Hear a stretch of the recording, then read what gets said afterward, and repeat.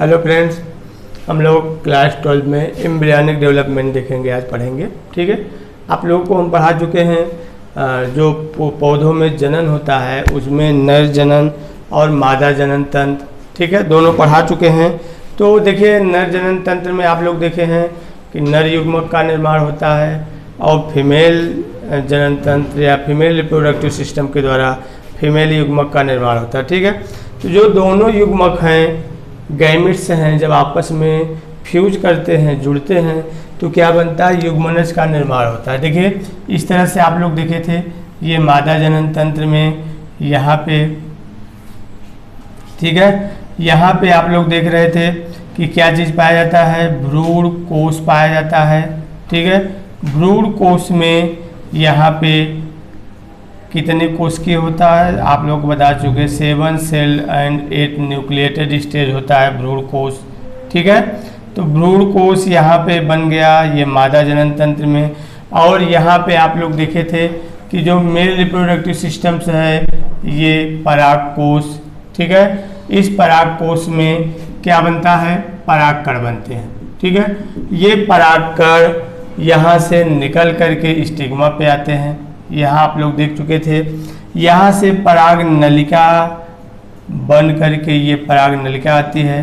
ठीक है, पराग नलिका में आप लोग को हम बता चुके हैं कि आगे की तरफ ट्यूब न्यूक्लियस और पीछे की तरफ 2 नर युग्मक होते हैं। ट्यूब न्यूक्लियस यहाँ पे आप लोग देख चुके हैं कि यहाँ पे ये भ्रष्ट कर जाता है, नष्ट हो जाता है। 2 नर युग्मक में एक नर युग्मक एक सेल के साथ जुड़ता है और दूसरा नर युग्मक द्वितीयक केंद्रक के साथ। देखिए, ये 2 सेल्स पहले जुड़ करके द्वितीयक केंद्रक का निर्माण करते हैं। ठीक है, तो पौधों की विशेषता है, आप लोगों को बता चुके हैं, पौधों में द्विनिषेचन होता है, दोहरा निषेचन होता है। ठीक है, तो दोहरा निषेचन क्या है, एक नर युग्मक इसके साथ जुड़ता है। ठीक है, एक के साथ। तो यहाँ पे मेल गैमीट्स इस तरह से देख सकते हैं आप लोग, मेल गैमीट्स। ठीक है, फर्स्ट मेल गैमीट किसके साथ जुड़ा, एक के साथ। ठीक है, और ये क्या बना, एम्ब्रियो।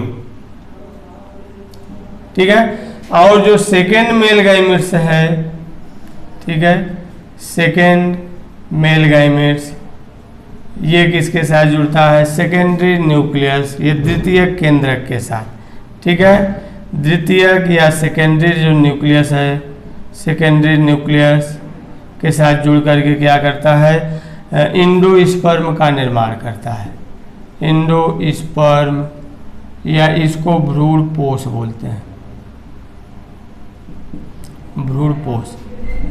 ठीक है, तो देखिए, ये आप लोग को हम पहले ही बता चुके हैं कि यहाँ से नर युग्मक बन के आता है, नर युग्मक से नलिकाएं निकलती है, पराग नलिका, उस पराग नलिका के साथ में जो नर युग्मक आगे की तरफ बढ़ते हैं, क्योंकि ये अचल होते हैं, ये चल नहीं सकते बेटा, ये आप लोग को याद रखना है, अचल हैं। तो ये यहाँ से आकर के यहाँ रिलीज होते हैं। इसको यहाँ 2 नर युग्मक एक इसके साथ एक इसके साथ जुड़ता है, तो यहाँ पे 2 बार निषेचन हो रहे हैं। एक नर युग्मक इसके साथ पहला निषेचन, दूसरा नर युग्मक इसके साथ दूसरा निषेचन। ठीक है, तो पौधों की खास विशेषता है, इसमें दोहरा निषेचन होता है। ठीक है, तो पहले निषेचन के कारण भ्रूण बनता है, एम्ब्रियो बनता है, और जो दूसरा निषेचन इसके साथ होता है, देखिए पहला निषेचन इसके साथ जो है वो ट्रू निषेचन कहलाता है। क्या होता है, ट्रू निषेचन या सत्य निषेचन, ट्रू फर्टिलाइजेशन इसको बोलते हैं। ठीक है, ट्रू फर्टिलाइजेशन। और दूसरा निषेचन जो है, दूसरा नर युग्मक द्वितीयक केंद्रक के साथ जुड़ता है, जो दूसरा निषेचन है जिसके कारण भ्रूणपोष का निर्माण होता है। ठीक है, तो यहाँ पे आप लोग देख लिए निषेचन। अब निषेचन के बाद जो डेवलपमेंट है भ्रूण का, कैसे परिवर्तन होता है, पोस्ट फर्टिलाइजेशन, देखिए वही क्या है, एम्ब्रियॉनिक डेवलपमेंट। यहाँ पे आप लोग देख चुके हैं कि जो आपके शुरू में अलैंगिक जनन में ही दिया है कि प्री फर्टिलाइजेशन, प्री फर्टिलाइजेशन, दूसरा केस है फर्टिलाइजेशन। ठीक है, और तीसरा होता है पोस्ट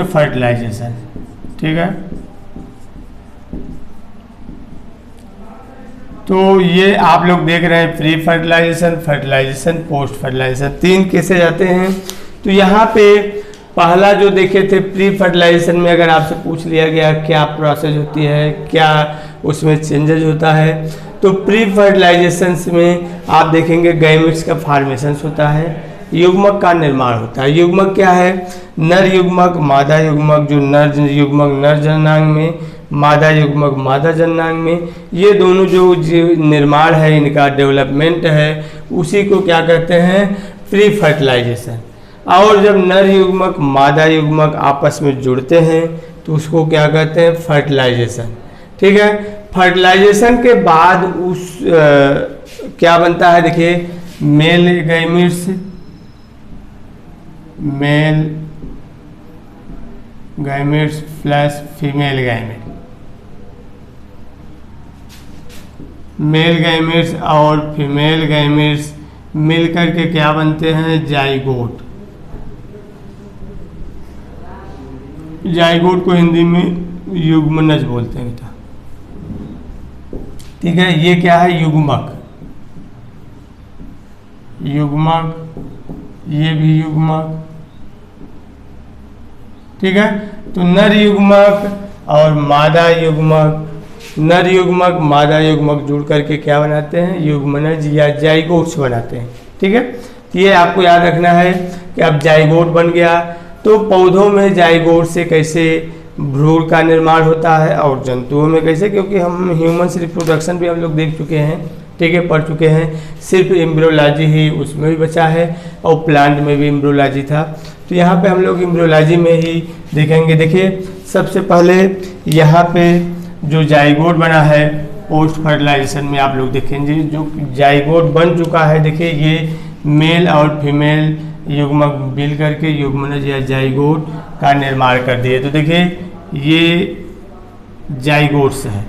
ठीक है। ये male gamete plus female gamete मिल करके क्या बना दिए? जाइगोट बन गया। अब जाइगोट में क्या होगा? देखिए, अगर आपसे एक चीज़ और है, कोई अगर पूछ लिया गया युग्मक और युग्मनज में क्या अंतर है, तो क्या बताएंगे आप लोग? युग्मक जो होता है अगुणित कोशिका है। युग्मक को किससे प्रदर्शित करते हैं? यन से। ठीक है। नर युग्मक में भी, यहाँ भी युग्मक क्या है? अगुणित कोशिका है। दोनों को यन से प्रदर्शित करते हैं। ये दोनों जब मिल गए, देखिए, ये हैप्लाइड, हैप्लाइड उसको बोलते हैं, या अगुणित। ठीक। और ये भी हैप्लाइड है। ठीक है। यहाँ पे ये क्या होता है? 2n से प्रदर्शित करते हैं और ये डाइप्लाइड है, या इसको द्विगुणित। ठीक है। तो इसका मतलब क्या है? अच्छे से आप लोग समझ लीजिए कि देखिए, हमारे शरीर में आपको बताए थे कि 2 तरह के डिवीजन होते हैं, एक सूत्री विभाजन और एक अर्धसूत्री विभाजन। ठीक है। सूत्री विभाजन, अर्धसूत्री विभाजन में क्या अंतर है? देखिए, मियोसिस और दूसरा है माइटोसिस। ठीक है। तो देखिए, ये सूत्री विभाजन है और ये क्या है? अर्धसूत्री विभाजन। ठीक है। अर्धसूत्री विभाजन। तो देखिए बेटा, ये आप लोग अच्छे से इसको तो 11th में भी आप लोग देखे होंगे कि अर्धसूत्री और सूत्री में क्या अंतर है। ये सूत्री विभाजन हमारे शरीर के हर जगह होता है, मतलब जैसे हमारे शरीर का जो विकास होता है, लंबाई बढ़ती है, चौड़ाई बढ़ती है, जो भी परिवर्तन होता है, नई सेल्स बनती हैं, उस सूत्री विभाजन के द्वारा नई सेल्स बनती हैं, पुरानी नष्ट होती रहती हैं, उसकी जगह फिर से नई बनती हैं। ये प्रोसेस चलता रहता है। हर सेल्स की एक फिक्स उम्र होती है। ठीक है। तो ये सूत्री विभाजन है जो हमेशा चलता रहता है। लेकिन अर्धसूत्री विभाजन सिर्फ जननांग में होता है। कहाँ होता है? जननांग, मतलब जो रिप्रोडक्टिव सिस्टम्स है। जैसे हमारे अंदर कौन सा रिप्रोडक्टिव सिस्टम्स है? मेल में टेस्टिस है।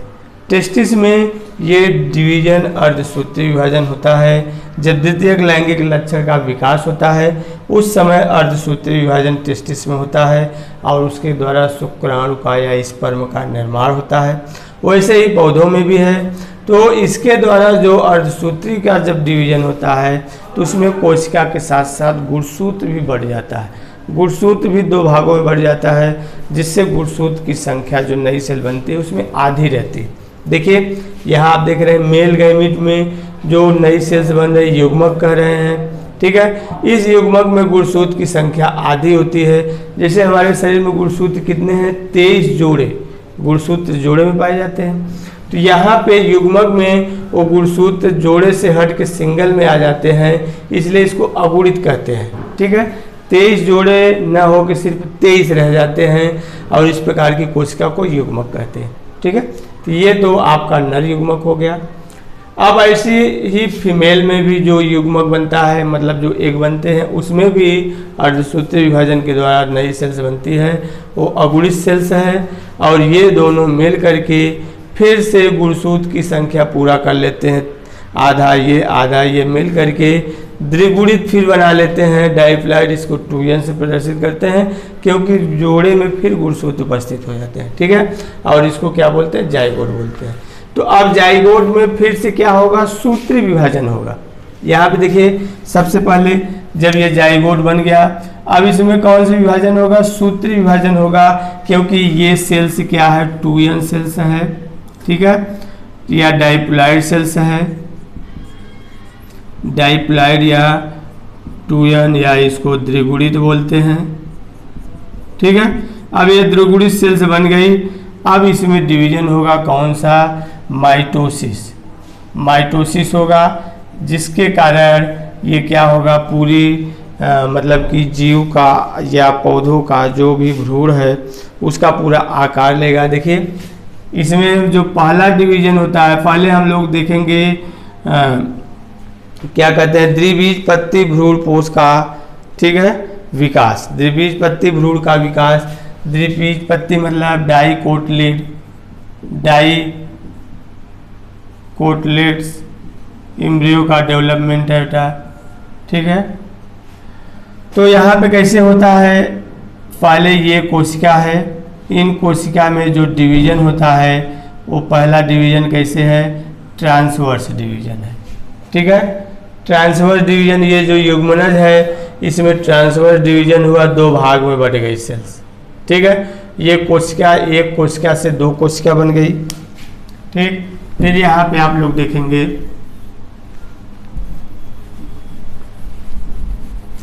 कि एक कोशिका से जब 2 कोशिका बन गई तो यहाँ पे इसमें फिर डिवीजन्स होगा, कौन सा डिवीजन्स होगा, ट्रांसवर्स ही होगा।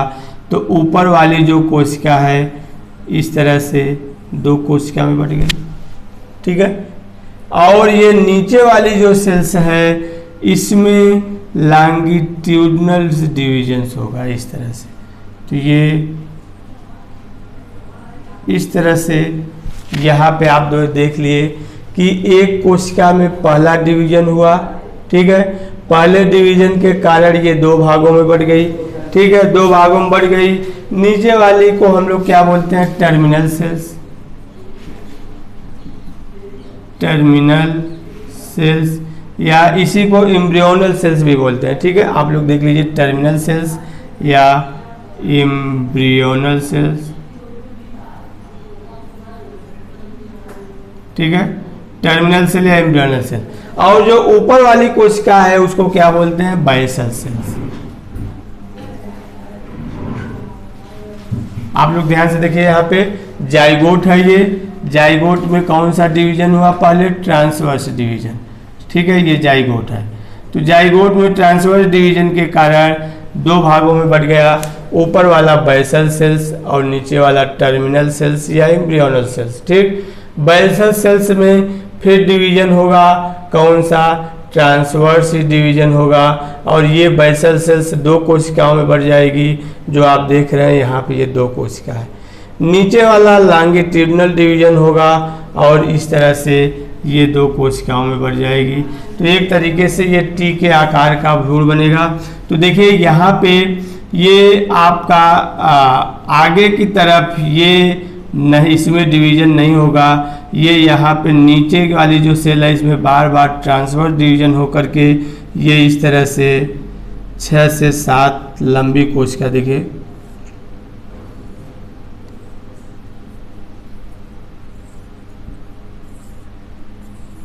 इस तरह से 6 से 7 बार, ये आप देख रहे हैं ना, ये कोशिका में डिवीजन नहीं हुआ, इसमें बार बार डिवीजन होगा, नीचे से इसकी लंबाई बढ़ेगी, इसीलिए इसका डेवलपमेंट एंडोस्पोरिक होता है अंदर की तरफ नीचे से। ये आगे की तरफ हाउस्ट्रिया है, ठीक है, ये हाउस्ट्रिया है, और ये क्या है, सस्पेंसर है, सस्पेंसर, ठीक है। तो ये नीचे की तरफ इसमें डिवीजन होगा, 6-7 कोश की लंबी होगा। बाकी ये जो सेल आप देख रहे हैं इसमें कई बार इस तरह से आप देखें 2 कोशिका, ठीक है, फिर 4 कोशिका, 8 कोशिका, इस तरह से बहुत सारे डिवीजन करके ये भ्रूण का निर्माण करेगा, ठीक है।